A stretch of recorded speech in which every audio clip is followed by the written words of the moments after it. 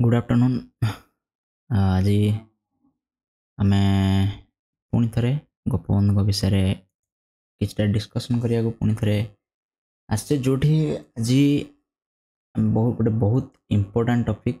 ठीक है, very important, एटा very important topic जोटा कि शॉर्ट क्वेश्चन आसपे तुम 4 मार्किया। ठीक अच्छे, 4 मार्क आसपे, बेले बेले लॉन्ग क्वेश्चन भी आसपे। तेणु बहुत इम्पोर्टाट ये टॉपिक आपको जानिया आम निहाती आवश्यक। से आज वीडियो नहीं आसी जो आज आम डिस्कसन करिया जे गोपबंधु दासंकर जो शिक्षा व्यवस्था थिला से कहीं विफल है। गोपबंधु दास गोटे बहुत बढ़िया शिक्षा व्यवस्थार प्रणयन करते जोटा को आम सत्यवादी वन विद्यालय नाम जानी। ठीक अच्छे, तो पुरी ठारे जो सत्यवादी वन विद्यालय तैयारी होता जोटा गोपबंधु तैयारी करते से सत्यवादी वन विद्यालय जो तैयारी होता ए विद्यालय गोटे बहुत बढ़िया विद्यालय थिला ओडिशा दृष्टिकोण। ठीक अच्छे, ओडिशा पाई ये से समय सब बढ़िया गोटे प्रयास थिला कार गोपबंधुंकर। आउ जितेबाला असहयोग आंदोलन आरंभ है तो असहयोग आंदोलन रे यही विद्यालय भूमिका बहुत अधिक थिला। ठीक अच्छे, इंग्रेज सरकार विरोध में जितेबाला गांधीजी नेतृत्व में विभिन्न प्रकार आंदोलन आरंभ है, असहयोग आंदोलन हो जाए अन्य सब विभिन्न प्रकार जातीयतावाद कार्यक्रम रे यही विद्यालय भूमिका सबुठ अधिक थिला ओडिशा रे। ठीक अच्छे, जेतु गोपबंधु कौन करते ना असहयोग आंदोलन नेतृत्व नहीं, तेणु ये विद्यालय में पिलामानकर भूमिका बहुत थिला ताको आम जानिया। तो से एमती गोटे बढ़िया विद्यालय जोटा से समय शिक्षा व्यवस्था को बहुत गुड़े अवदान देछि सेटा कहीं विफल है ताको आज वीडियो आम जानिबा। जे तुम वीडियोटी को एपर्यंत लाइक करना ताले लाइक कर एवं चैनल को सब्सक्राइब कर एवं सांग सहित निश्चित भाव में शेयर कर वीडियोटा से मते जानिबाटा निहाती आवश्यक। ठीक अच्छे, आगू जा लेट करें 3-4टा पॉइंट मात्र आम देखिए ताकू भल से बुझापी चेष्टा करें। ठीक अच्छे, प्रथम कथा हूँ पतन कारण ये प्रश्न आसो एमती जे कहीं सत्यवादी वन विद्यालय पतन है पतन कौन कौन कारण था तो एत बढ़िया विद्यालय कहीं पतन होगा जदि आम मन प्रश्न उठुची आम जाना दरकार यही सब कारण गुटिक कौन कौन। प्रथम कथा हूँ स्थानीय लोक मान समर्थन अभाव, बहुत इंपोर्टेंट पॉइंट प्लेटा। स्थानीय लोक मैंने कहीं समर्थन जनाइले ना, जो लोक मैंने सत्यवादी वन विद्यालय तैयारी कर साहाଯ୍य करते तो स्थान से पूरी जो लोक मैंने थे से गोपबंधु बहुत साहाଯ୍य करते से स्थानीय लोक मैंने सत्यवादी वन विद्यालय तैयारी करें। ठीक अच्छे, यदि से साहाଯ୍य कर नथांते ताले से विद्यालय तैयारी हो पारि नथांता, किंतु विद्यालय तैयारी होगा परे कहीं लोक मैंने समर्थन कले ना आपको आम बुझा निहाती आवश्यक। जो स्थान रे प्रथम कथा हूँ जो स्थान रे विद्यालय तैयारी होता, ठीक अच्छे, जो स्थान रे विद्यालय तैयारी होता तार चारि पाखरे, ठीक अच्छे, विद्यालय चारिपटे लक्षणशील ब्राह्मण समाज थिला। जो समाज थिला जो लोक मैंने बसवास करते से माने ब्राह्मण थे साधारणतः। ठीक अच्छे, तो ब्राह्मण समाज से समय विद्यालय चारिपाखे घेरी रही था। विद्यालय को जीवाक हेले ब्राह्मण मानकर ब्राह्मण जो समाज थिला से समाजर गाँ भितर दे विद्यालय को पिला माने जीवा आसिया करते। आ सेही समय ब्राह्मण समाजर कठोर नीति नियम थिला, बहुत कठोर नीति नियम थिला। 1909 मसीहा कथा आम कर।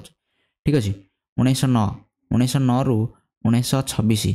ठीक अच्छे, यही भितर आम कथा हो। तो पराधीन भारत पराधीनता अवस्था थिला। आउ से समय ब्राह्मण समाजर विभिन्न प्रकार नीति नियम थिला। नीति नियम यह थिला जे तांकर से जो गाँ दांडे कहीं छता जोता आ लुंगी आपको व्यवहार करें ना। छता कहीं मुंडे जापरेनि, जोता पिंधिकी जापरेनि, माने चप्पल पिंधिकी जापरेनि किंबा लुंगी पिंधिकी जापरें ना। बुझिपारछ। आ ता सहित ब्राह्मण पिला माने निश आ दाढ़ी रखिपारे ना, निश दाढ़ी रखा ब्राह्मण पिला मना थिला। तो यही भली गोटे नीति नियम माने जो गाँ गुड़िक तुम्हें छता मुंडे जापरनि, चप्पल पिंधिकी जापरनि, लुंगी पिंधि पार ना, ब्राह्मण पिला माने निश दाढ़ी रखिपारे ना। तो हनुमान करो जे कौ भाया नियम है यही भाया नियम रे यही जो कठोर नियम थिला यही नियम विरोध रे जितेबाला कौन है ना सत्यवादी वन विद्यालय शिक्षक मैंने स्वर उत्तोलन कले। मैंने ये साधारणतः अंधविश्वास आम कहीपर। ठीक अच्छे ना ना, अंधविश्वास। ठीक अच्छे, ये साधारणतः अंधविश्वास अस्पृश्यता। अस्पृश्यता माने छुआ अछुआ भेदभाव। तो यही भाया गोटे समाज रे निश्चित भाव में छुआ अछुआ भेदभाव सबुठ अधिक भाव में गुरुत्व दिया। तो जिते विद्यालय शिक्षक मैंने कौन कले ना ये अंधविश्वास आउ এই ଯେଉଁ ଛୁଆଁ ଛୁଆଁ ଭେଦଭାବର ଦୂରୀକରଣ ପାଇଁ ବିଭିନ୍ନ ପ୍ରକାର ସଂସ୍କାର ଆଣିଲେ। ଠିକ୍ ଅଛି, ସଂସ୍କାର ଆଣିବାକୁ ଆରମ୍ଭ କଲେ ତ ଲୋକମାନେ ଏଇଟାକୁ ବିରୋଧ କରିବା ଆରମ୍ଭ କଲେ। ଲୋକମାନେ ଏଇ ଜିନିଷଟା କ'ଣ କଲେ, ବିରୋଧ କରିବା ଆରମ୍ଭ କଲେ। ଠିକ୍ ଅଛି, ତ ଏଇଭଳି ଗୋଟେ ସମାଜରେ ଯେଉଁଠି ଏଇଭଳି କଠୋର ନୀତି ନିୟମ ଅଛି, ସେଇ ସମାଜରେ ସତ୍ୟବାଦୀ ବନ ବିଦ୍ୟାଳୟ କ'ଣ କରୁଥିଲା ନା ପିଲାମାନଙ୍କୁ, ସବୁ ଜାତିର ପିଲାମାନଙ୍କୁ କ'ଣ କରାହେଉଥିଲା ନା ସେଠି ପୁଣି ସେଇଟା ଗୋଟେ ଆବାସିକ ବିଦ୍ୟାଳୟ ଥିଲା। ଆବାସିକ ବିଦ୍ୟାଳୟ ଯେହେତୁ ଥିଲା, ପିଲାମାନେ ସେଠି କ'ଣ ସମସ୍ତଙ୍କ ପାଇଁ ଏଠି ରହିବା ସୁବିଧା ଥିଲା, ସମସ୍ତେ ଏକା ସାଙ୍ଗରେ ରହୁଥିଲେ। ତେଣୁ ସବୁ ଜାତିର ସବୁ ଧର୍ମର ପିଲାମାନେ ଗୋଟେ ସ୍ଥାନରେ ରହୁଥିଲେ, ଗୋଟେ ସାଙ୍ଗରେ ଖାଉଥିଲେ, ଗୋଟେ ଜାଗାରେ ରହୁଥିଲେ। ଠିକ୍ ଅଛି, ତ ମିଳିମିଶିକି ପାଠ ପଢ଼ୁଥିଲେ। ତ ଅନୁମାନ କରୁଥିଲେ ଯେ କେତେ ସମସ୍ୟା ସେଠି ଲୋକମାନେ କରିଥିବେ, କେତେ ସମସ୍ୟାର ବିରୋଧ ସେଠି ଲୋକମାନେ କରିଥିବେ, କେତେ ବିରୋଧ ଆସିଥିବ ଲୋକମାନଙ୍କ ତରଫରୁ, ଆଉ ଗୋପବନ୍ଧୁଙ୍କୁ ଏଇସବୁ ପ୍ରତିବନ୍ଧକ ଦେଇକି ଯିବାକୁ ପଡ଼ିଥିବ। ତ ସାମାଜିକ ପ୍ରତିବନ୍ଧକକୁ ଯେତେବେଳେ ବିରୋଧ କରିବା ଆରମ୍ଭ କରାଗଲା ସତ୍ୟବାଦୀ ବନ ବିଦ୍ୟାଳୟ ଦ୍ୱାରା, ସେତେବେଳେ ଲୋକମାନେ ଉତ୍ତ୍ୟକ୍ତ ହେଲେ ଏବଂ ସେମାନେ କ'ଣ କଲେ ନା ଆଉ ସମର୍ଥନ ଜଣାଇଲେ ନାହିଁ। ସବୁ ପିଲା କ'ଣ କରୁଥିଲେ, ଏକାଠି ରହୁଥିଲେ, ଏକାଠି ଭୋଜନ କରୁଥିଲେ। ତେଣୁ ଇଏ ନିଶ୍ଚିତ ଭାବରେ ଗୋଟେ ବହୁତ ବଡ଼ ସମସ୍ୟା ଥିଲା। ତେଣୁ ଲୋକମାନେ ବହୁତ ସଂଖ୍ୟକ ରାଗିକି ଥିଲେ ଏବଂ 1912 ମସିହା ମାର୍ଚ୍ଚ 12 ତାରିଖରେ ସେମାନେ ବିଦ୍ୟାଳୟରେ ରାତିରେ କ'ଣ କଲେ, ନିଆଁ ଲଗାଇ ଦେଇଥିଲେ। ଏହି ଅଗ୍ନିକାଣ୍ଡରେ ବହୁତ ଗୁଡ଼ିଏ ବହି ପୋଡ଼ି ଯାଇଥିଲା, ବହୁତ ଲାଇବ୍ରେରୀର କ୍ଷତି ହେଇଥିଲା, ବହୁତ କ୍ଷୟକ୍ଷତି ବିଦ୍ୟାଳୟର ହେଇଥିଲା। ଏ ଗୋଟେ ମେଜର କାରଣ। ତାପରେ ପରେ ଲୋକମାନେ ଆଉ ଜମାର ସମର୍ଥନ ଜଣାଇ ନାହାନ୍ତି ବିଦ୍ୟାଳୟକୁ। ଠିକ୍ ଅଛି, ତ ଇଏ ହେଉଛି ସବୁଠୁ ପ୍ରଥମ ଆଉ ସବୁଠୁ ଇମ୍ପୋର୍ଟାଣ୍ଟ କାରଣ। ଦ୍ୱିତୀୟ କାରଣ କ'ଣ ଥିଲା? ଅବଭିୟସ୍ କଥା, ଦ୍ୱିତୀୟ କାରଣ ହେଉଛି ସରକାରଙ୍କ ସହଯୋଗର ଅଭାବ ଦେଖାଗଲା।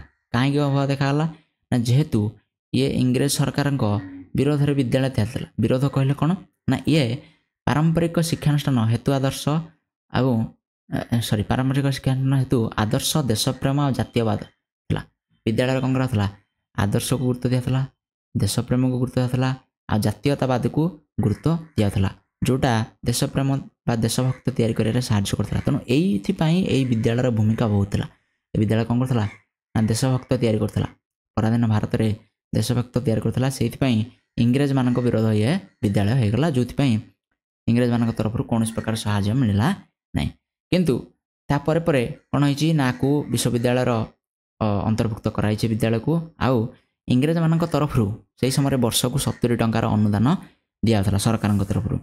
ଯେହେତୁ ବିଦ୍ୟାଳୟ ପ୍ରଥମେ ଇଂରେଜ ସରକାରଙ୍କୁ ବିରୋଧ କରିଛନ୍ତି, କିନ୍ତୁ ତାପରେ କ'ଣ ହେଇଛି ନା ଅନୁଦାନ ଯେହେତୁ ବିଶ୍ୱବିଦ୍ୟାଳୟ ଅଣ୍ଡରରେ ଗଲା, ତେଣୁ ଇଏ କ'ଣ ହେଲା ନା ଅନୁଦାନ ପାଇବାକୁ ଯୋଗ୍ୟ ହେଲା। କିନ୍ତୁ ଗୋପବନ୍ଧୁ କ'ଣ କଲେନି, ସେଠି ସରକାରୀ ଅନୁଦାନ ଗ୍ରହଣ କଲେ ନାହିଁ। କାହିଁକି ଗ୍ରହଣ କଲେନି ତାର ମଧ୍ୟ କାରଣ ଅଛି। ଯେ ଗୋପବନ୍ଧୁ ଚାହୁଁଥିଲେ ଯେ ଯଦି କ'ଣ ହେବ ନା ସରକାରୀ ସହାୟତା ସେ ଗ୍ରହଣ କରିବେ, ତାହେଲେ ବିଦ୍ୟାଳୟ କ'ଣ ହେବ, ବିଦ୍ୟାଳୟର ମୌଳିକତା ନଷ୍ଟ ହେବ। ମୌଳିକତା ନଷ୍ଟ କଲେ କ'ଣ ନା ଏ ବିଦ୍ୟାଳୟ ସରକାରଙ୍କ ଅଧୀନରେ ଚାଲିବ। କାହିଁକିନା ଗୋପବନ୍ଧୁଙ୍କର ଏ ବିଦ୍ୟାଳୟ ସ୍ୱୟଂଶାସିତ ଥିଲା। ଠିକ୍ ହେଲା, ଗୋପବନ୍ଧୁ ଆଗକୁ ଚଳାଉଥିଲେ। ଯେହେତୁ ଅଟୋନମସ୍ ଥିଲା, ଅଟୋନମସ୍ ବଡି ଥିଲା, ସ୍ୱୟଂଶାସିତ ବିଦ୍ୟାଳୟ ଥିଲା, ଗୋପବନ୍ଧୁ ଏହାର ପରିଚାଳନା କରୁଥିଲେ। ସେ ଚାହୁଁନଥିଲେ ଯେ ଇଂରେଜମାନଙ୍କ ଅଧୀନରେ ଏ ବିଦ୍ୟାଳୟ ପରିଚାଳନା ହେଉ। ସେଇଥିପାଇଁ ବିଦ୍ୟାଳୟକୁ ଅନୁଦାନ ସେ ଗ୍ରହଣ କଲେ ନାହିଁ, ଆଉ ବିଦ୍ୟାଳୟକୁ କୌଣସି ପ୍ରକାର ସରକାରୀ ସହାୟତା ମଧ୍ୟ ମିଳିଲା ନାହିଁ। ଠିକ୍ ଅଛି, ଯେହେତୁ ବିଦ୍ୟାଳୟକୁ ସରକାର ସହାୟତା ମିଳିଲା ନାହିଁ, ବିଦ୍ୟାଳୟ ମାଗଣାରେ ଚାଲୁଥିଲା। ଠିକ୍ ଅଛି, ତେଣୁ ଏଠି ଆର୍ଥିକ ଦୁରାବସ୍ଥା ମଧ୍ୟ ଦେଖାଗଲା। ଠିକ୍ ଅଛି, ଯେଉଁ ଶିକ୍ଷକମାନେ ସେଠି କାମ କରୁଥିଲେ ସେମାନଙ୍କୁ ଦରମା ଦିଆଯାଇପାରିଲା ନାହିଁ। ସେଥିପାଇଁ ଶିକ୍ଷକମାନେ ବହୁତ ଗୁଡ଼ିଏ ଶିକ୍ଷକ ମଧ୍ୟ କ'ଣ କଲେ, ଛାଡ଼ିକି ବିଦ୍ୟାଳୟ ପଳାଇଲେ। ତେଣୁ ଆର୍ଥିକ ଦୁରାବସ୍ଥା ଗୋଟେ କାରଣ, ଯେଉଁଥିରେ କ'ଣ ହେଉଥିଲା ନା 1921 ମସିହାରେ ଜାତୀୟ ବିଦ୍ୟାଳୟରେ ବିଦ୍ୟାଳୟକୁ ପରିଣତ କରିଦିଆଗଲା। 1921 ମସିହାରେ ଏ ବିଦ୍ୟାଳୟକୁ ଜାତୀୟ ବିଦ୍ୟାଳୟର ମାନ୍ୟତା ମିଳିଲା। କିନ୍ତୁ ତା ସତ୍ତ୍ୱେ ମଧ୍ୟ ବହୁତ ପ୍ରକାର ଅର୍ଥର ଏଠି କ'ଣ ହେଲା ନା ଅଭାବ ଦେଖାଗଲା। ଏ ସ୍ୱୟଂଶାସିତ ଶିକ୍ଷାନୁଷ୍ଠାନ ଥିଲା, ଗୋପବନ୍ଧୁଙ୍କ ଅଧୀନରେ ଚାଲିଥିଲା, ମାଗଣା ଶିକ୍ଷା ତାପରେ ପିଲାମାନଙ୍କୁ ଦେଉଥିଲା। ଏମାନଙ୍କର ମୁଖ୍ୟ ଆୟ ଥିଲା ଯେ ପିଲାମାନେ ଏବଂ ଶିକ୍ଷକମାନେ ମିଳିମିଶିକି ଯେଉଁ ମୌଳିକ ଧନ୍ଦା ଗୁଡ଼ିଏ କରୁଥିଲେ, କୃଷି କାର୍ଯ୍ୟ ହୋଇଗଲା, କୌଣସି ଜିନିଷ ଉତ୍ପାଦନ କରିବା ହୋଇଗଲା, ଏଇସବୁ କାମରୁ ଯେଉଁ ପଇସା ଆସୁଥିଲା, ଠିକ୍ ଅଛି, ତ ସେଇଥିରେ ବିଦ୍ୟାଳୟ ଅଧିକ ମାତ୍ରାରେ ଚାଲୁଥିଲା। ତେଣୁ ମାଗଣା ଶିକ୍ଷା ବ୍ୟବସ୍ଥା ଆଉ ସ୍ୱୟଂଶାସିତ ଶିକ୍ଷାନୁଷ୍ଠାନ ଯୋଗୁଁ ଗୋପବନ୍ଧୁ କ'ଣ କଲେନି, ସରକାରଙ୍କର ଅର୍ଥ ନେଲେ ନାହିଁ। ତା ସହିତ 1921ରେ ଯେହେତୁ ଜାତୀୟ ବିଦ୍ୟାଳୟରେ ପରିଣତ ହେଲା, ଅଧିକ କ'ଣ ଖର୍ଚ୍ଚାନ୍ତ ଏଠି ଗୋପବନ୍ଧୁ ହେଲେ, ଯାହାଫଳରେ ଆର୍ଥିକ ଦୁରାବସ୍ଥା ଦେଖାଗଲା। ଶିକ୍ଷକମାନଙ୍କୁ ଦରମା ଦିଆପାରିଲାନି। ସେଥିପାଇଁ ଶିକ୍ଷକମାନେ ମଧ୍ୟ କ'ଣ କଲେ ନା ବିଦ୍ୟାଳୟ ପରିତ୍ୟାଗ କଲେ। ଆଉ 1926 ମସିହାରେ ବିଦ୍ୟାଳୟକୁ ବନ୍ଦ କରି ଦିଆଗଲା। ବିଦ୍ୟାଳୟ ସମ୍ପୂର୍ଣ୍ଣ ରୂପେ ବନ୍ଦ ହୋଇଗଲା 1926 ମସିହାରେ। ମନେ ରଖିବା ପିଲା, ଇମ୍ପୋର୍ଟାଣ୍ଟ। କେତେ ମସିହାରେ ସତ୍ୟବାଦୀ ବନ ବିଦ୍ୟାଳୟ ବନ୍ଦ ହୋଇଥିଲା, ଏ ପ୍ରଶ୍ନ ଆସୁଛି ପରୀକ୍ଷାରେ। ଠିକ୍ ଅଛି, ନେକ୍ସଟ କାରଣ କ'ଣ ଥିଲା? ନେକ୍ସଟ କାରଣ ହେଉଛି ଯେ ଗୋପବନ୍ଧୁଙ୍କର ସ୍ୱାଧୀନତା ଆନ୍ଦୋଳନରେ ଯୋଗଦାନ। ଏହା ଆଉ ଗୋଟେ କାରଣ। ଯେହେତୁ ଗାନ୍ଧୀଙ୍କ ନେତୃତ୍ୱରେ ସେ ସମୟରେ ଅସହଯୋଗ ଆନ୍ଦୋଳନ ଆରମ୍ଭ ହେଲା। ଆଉ 1920 ମସିହାରେ ଗୋପବନ୍ଧୁ ଜାତୀୟ କଂଗ୍ରେସରେ ଯୋଗଦାନ କଲେ ଏବଂ ରାଜନୀତିରେ ମଧ୍ୟ ଯୋଗଦାନ କରିବା ଆରମ୍ଭ କଲେ। ଯାହାଫଳରେ ଓଡ଼ିଶାରେ ଅସହଯୋଗ ଆନ୍ଦୋଳନ ନେତୃତ୍ୱ ନେଲେ କିଏ? ଗୋପବନ୍ଧୁ ନେତୃତ୍ୱ ନେଲେ। ସ୍ୱାଧୀନତାର ଆବଶ୍ୟକତା ଦୃଷ୍ଟିରୁ ଏଇଟା ନିଶ୍ଚିତ ଭାବରେ ସେହି ସମୟରେ ବହୁତ ଗୁରୁତ୍ୱପୂର୍ଣ୍ଣ ଭୂମିକା ଥିଲା, କାହିଁକିନା ସ୍ୱାଧୀନତାର ଆବଶ୍ୟକତା ଇଂରେଜମାନଙ୍କୁ ଦେଶରୁ ତଡ଼ିବା ସବୁଠୁ ଅଧିକ ଗୁରୁତ୍ୱପୂର୍ଣ୍ଣ ଥିଲା। ସେଥିପାଇଁ ଗୋପବନ୍ଧୁ ନିଜର ସମୟ, ଶକ୍ତି, ସମ୍ବଳ ସବୁ କ'ଣ କଲେ ନା ଆନ୍ଦୋଳନରେ ଖର୍ଚ୍ଚ କରିବାକୁ ଲାଗିଲେ। ଯାହାଫଳରେ ବିଦ୍ୟାଳୟର ପରିଚାଳନା କ'ଣ ହେଲା? ବାଧାପ୍ରାପ୍ତ ହେଲା। ବିଦ୍ୟାଳୟର ପରିଚାଳନା ସେ ସଠିକ୍ ଭାବରେ କରିପାରିଲେ ନାହିଁ। ସେଥିପାଇଁ କ'ଣ ହେଲା ନା ଇଏ ମଧ୍ୟ ବିଦ୍ୟାଳୟରେ ବିଭିନ୍ନ ପ୍ରକାର ଅସୁବିଧା ଦେଖାଗଲା। ଆଉ କ'ଣ 5 ନମ୍ବରରେ ଆମେ କହିପାରିବା ଯେ ଦୈହିକ ଶ୍ରମ, ଶାରୀରିକ ପରିଶ୍ରମ ପ୍ରତି ଲୋକମାନଙ୍କର ଗୋଟେ ଅସୂୟା ମନୋଭାବ, ବିରୋଧ ମନୋଭାବ ଆସିଲା।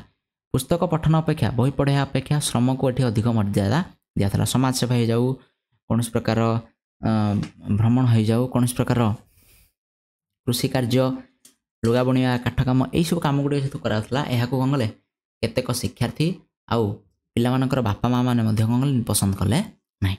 ସେଇଥିପାଇଁ କ'ଣ ହେଲା ଆହୁରି ମଧ୍ୟ କ'ଣ କାରଣ ଥିଲା ନା ଏଇଥିରେ ବିଦ୍ୟାଳୟରୁ ଉତ୍ତୀର୍ଣ୍ଣ ହେବା ପରେ, ବିଦ୍ୟାଳୟରୁ କ'ଣ ହେବା ପରେ ପାସ୍ ହେଇସାରିବା ପରେ ସରକାରୀ ଚାକିରି ପାଇଁ ଯୋଗ୍ୟ ବିବେଚିତ ହେବେ ନାହିଁ ବୋଲି ଏଠି ଲୋକମାନଙ୍କ ମଧ୍ୟରେ ଧାରଣା ସୃଷ୍ଟି ହେଲା।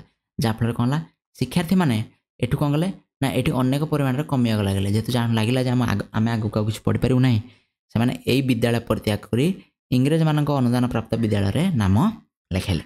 ଠିକ୍ ଅଛି।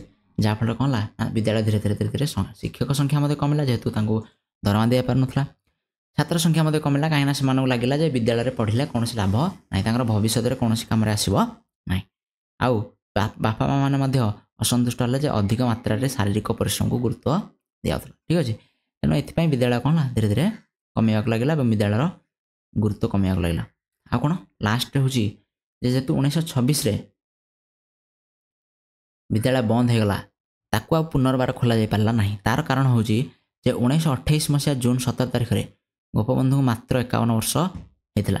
ତ ମାତ୍ର 51 ବର୍ଷରେ ଗୋପବନ୍ଧୁଙ୍କର ଅକାଳ ମୃତ୍ୟୁ, ଯେହେତୁ ତାଙ୍କ ଶରୀର ଅସୁସ୍ଥ ହୋଇଗଲା ଏବଂ ମାତ୍ର 51 ବର୍ଷରେ ସେ ଆମକୁ ଛାଡ଼ି ଚାଲିଗଲେ, ତେଣୁ ତାଙ୍କ ପରେ ପରେ କ'ଣ ହେଲା ତାଙ୍କର 5 ବର୍ଷ ଭିତରେ ଯେଉଁ ପଞ୍ଚସଖାମାନେ ସେଠି ଶିକ୍ଷାଦାନ କରୁଥିଲେ, ପଞ୍ଚସଖାଙ୍କ ନାଁ କ'ଣ ତୁମେ କମେଣ୍ଟ ବକ୍ସରେ ମୋତେ ଜଣାଇବ। ଠିକ୍ ଅଛି।